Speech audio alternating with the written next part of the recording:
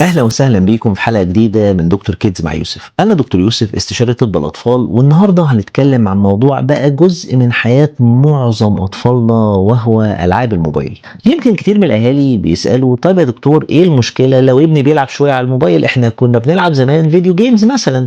وهنا الفرق، النهارده الألعاب مش زي زمان، الألعاب دلوقتي بقت متاحة في إيد كل طفل طول الوقت، وبقت أكثر عنفًا وتفاعلية زي PUBG، فورتنايت، كول اوف ديوتي وغيرهم.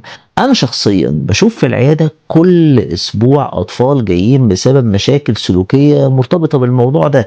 في حلقة النهارده بإذن الله هنعرف هل الألعاب دي مجرد تسلية عادية والّا ممكن تأثّر فعلًا على سلوك ابنِك وتخلّيه عصبي أو عدواني، وهاشرح لكم إيه اللي بيحصل في دماغ الطفل وقت اللعب، وليه ساعات بيتحول العنف في اللعب لمصيبة في البيت وفي المدرسة. هاقول لكم كمان الدراسات العملية بتقول إيه، وإزاي نقدر نقلل المخاطر دي من غير ما ندخل في صراع يومي مع أولادنا. وكالعادة هاشارككم قصص حقيقية من العيادة ونصايح عملية تقدروا تطبقوها من النهارده. خليكم معايا لآخر الحلقة لأن في الآخر هاديكم خطوات بسيطة لكن ممكن تفرق جدا وهتخلي علاقتكم مع أولادكم أهدى وسلوكهم أحسن.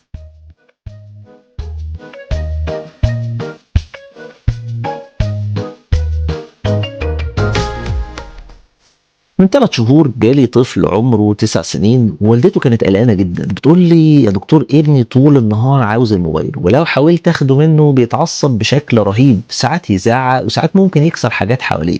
المدرسة كمان اشتكت إنه بقى بيدخل في خناقات مع أصحابه وبيقلد الحركات اللي بيشوفها في الألعاب. لما سألته: "أنت إيه اللي بتحبه أوي في اللعبة دي؟" قال لي: "أنا باحس إني قوي وأي حد قدامي لازم أغلبه."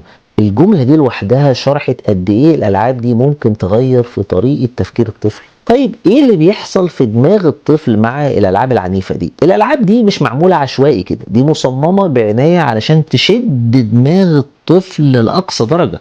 كل ما الطفل يكسب جولة أو يقتل خصم في اللعبة يطلع له أصوات وانتصارات ونجوم تديله إحساس فوري بالإنجاز.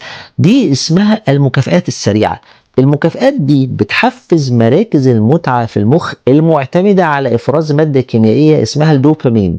نفس المراكز دي هي اللي بتنشط مع الأكل الحلو أو حتى مع بعض المواد المخدرة، وده بيخلي الطفل يحس بالنشوة كل مرة يحقق إنجاز في اللعبة. مع الوقت بقى دماغ الطفل يتعود انه يدور طول الوقت على النوع ده من الإثارة والمكافآت السريعة، يعني أي موقف في حياته اليومية حتى البسيطة ما بقاش يرضيه، محتاج دايما حاجة تشحنه بسرعة. والأخطر إن مع التكرار المخ بيبدأ يتبرمج على إن القوة والنجاح دايما مرتبطين بالمنافسة أو حتى بالعنف، وهنا بتبدأ المشكلة الحقيقية.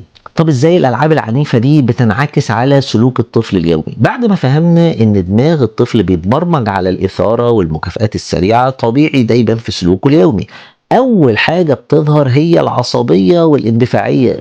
الطفل اللي متعود ياخد مكافأة في اللعبة كل دقيقة تقريبا بيبقى صعب عليه يستحمل الإحباط في الحياة العادية، لو خسر جولة، لو اللعبة فصلت، أو لو أنت حاولت تاخد الموبايل منه هتلاقيه انفجر بسرعة، وده بيخلي الأهل ساعات يفتكروا إن شخصية الطفل اتغيرت فجأة.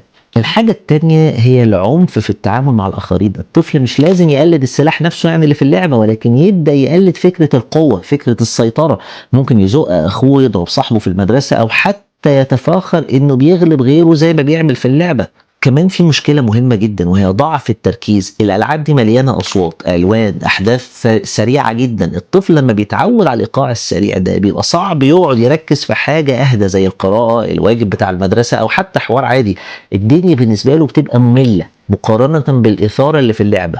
ومع الوقت بيبدأ يظهر العزلة الاجتماعية. صحيح هو بيلعب أونلاين مع ناس تانية، ولكن ده ما بيعوضش العلاقات الحقيقية. بدل ما بيقعد مع أصحابه في النادي أو يلعب كورة في الشارع مثلا زي ما كنا بنعمل زمان، تلاقيه قافل على نفسه في الأوضة لساعات طويلة. وده بالظبط اللي بيخلي الأهل يحسوا إن ابنهم اتغير، مع إنه في الحقيقة دماغه اتبرمج على إيقاع وسلوك مختلف عن الواقع. طب هل في دراسات علمية اتعملت على الموضوع ده؟ والدراسات العلمية بتقول إيه؟ الموضوع مش مجرد ملاحظات على فكرة من الأهل، في دراسات كتير جدًا اتعملت في أماكن كتير في العالم علشان نفهم تأثير الألعاب العنيفة دي على الأطفال وعلى المراهقين. في دراسة لقت إن الأطفال اللي بيلعبوا ألعاب مليانة عنف بشكل مفرط بيظهر عندهم سلوك عدواني أعلى من غيرهم، يعني مش شرط يضربوا ولكن عنده ميل أكثر للغضب أو للرد بعنف على المواقف. في أبحاث كمان وضحت إن الألعاب العنيفة دي ممكن تقلل التعاطف، يعني الطفل لما يتعود يشوف الضرب أو القتل جوه اللعبة كأنه انتصار أو مرحلة مثلا هو عداها في اللعبة، دماغه بيبدأ يتعامل مع الألم والعنف كأنه شيء عادي، وده بيخليه أقل إحساسا بمشاعر غيره. كمان في أبحاث لقت علاقة بين الإفراط في الألعاب دي وبين ضعف التحكم في النفس، يعني الطفل بيبقى سريع الانفعال، صعب يستنى دوره، وعاوز كل حاجة تتحقق فورا زي ما هو متعود في اللعبة.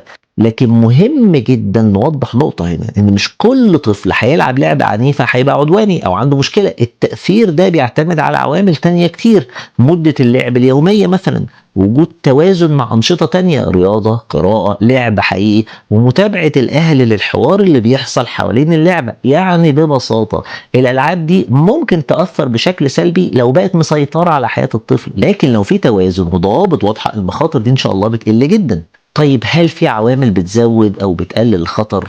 ليه بنشوف أطفال بيلعبوا نفس الألعاب لكن تأثيرها مختلف تمامًا من بيت لبيت؟ السر مش في اللعبة نفسها بس، لكن في الظروف اللي حوالين الطفل. أول عامل هو مدة اللعب اليومية، الطفل اللي بيلعب ساعة أو ساعتين في اليوم مع وجود أنشطة تانية بيكون أقل عرضة للمشاكل، لكن الطفل اللي قافل على نفسه بالساعات قدام الشاشة من غير أي توازن مع حياته الطبيعية، ده اللي بنشوف عنده العصبية والمشاكل السلوكية. تاني عامل هو وجود بدائل صحية، لو الطفل عنده رياضة بيلعبها أو عنده أنشطة ممتعة زي الرسم، الموسيقى، الخروج مع أصحابه، تأثير الألعاب العنيفة ده بيقل جدا. لكن لو الموبايل هو وسيلته الوحيدة للمتعة وللإنجاز، هنا بيبقى معتمد عليه بشكل مبالغ فيه. العامل التالت يا جماعة هو طريقة التربية والمتابعة، الأطفال اللي أهلهم بيحطوا حدود واضحة، وقت اللعب ده وقت النوم، أو اللي بيشاركوا معاهم وبيسألوهم عن تفاصيل اللعبة بيكونوا أقل عرضة للمشاكل.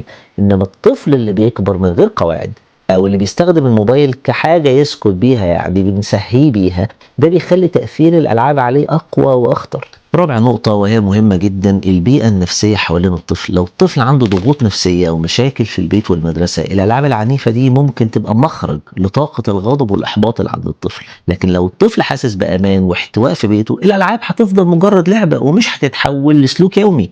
علشان كده هنا مهم نفهم إن الألعاب مش دايما هي المذنب الوحيد، ساعات بتبقى مجرد عامل بيكشف أو بيكبر مشاكل كانت أصلا موجودة. هنا بقى عايز أختم معاكم بشوية نصايح بعد ما فهمنا إزاي الألعاب العنيفة بتأثر على دماغ الطفل وسلوكه. يتبقى السؤال الأهم، نعمل إيه كأهل؟ هل الحل إننا نمنع الألعاب تماما ولا نسيب أولادنا على راحتهم؟ الحقيقة إن الإجابة هي حاجة في النص كده، الحل هو التوازن والضوابط. أول حاجة نحدد وقت الشاشات، الأكاديمية الأمريكية لطب الأطفال بتنصح إن الأطفال في سن المدرسة ما يقعدوش على الشاشات أكتر من ساعتين في اليوم، وده يشمل على فكرة كل حاجة، التلفزيون والموبايل والتابلت. الفكرة مش في المنع، ولكن إن الطفل يبقى عارف إن في وقت محدد وبعده في أنشطة تانية. تاني نقطة، متابعة نوع الألعاب، مش كل لعبة مناسبة لأي سن. على كل لعبة في تصنيف عمري زي البي اي جي اي او الاي اس ار بي، ده بيقول اللعبة دي تناسب من سن كام. المهم اننا نلتزم بده طبعا بقدر الامكان.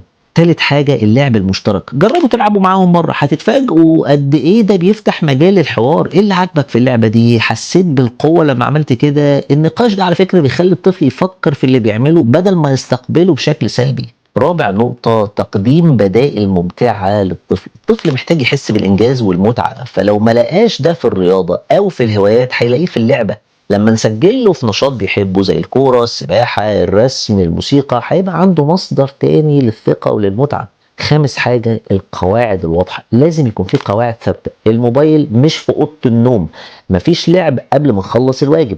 وقت العيلة سواء الغداء أو العشاء يبقى من غير شاشات. القواعد دي هتخلي الطفل يعرف إن اللعبة هي جزء من حياته مش حياته كلها.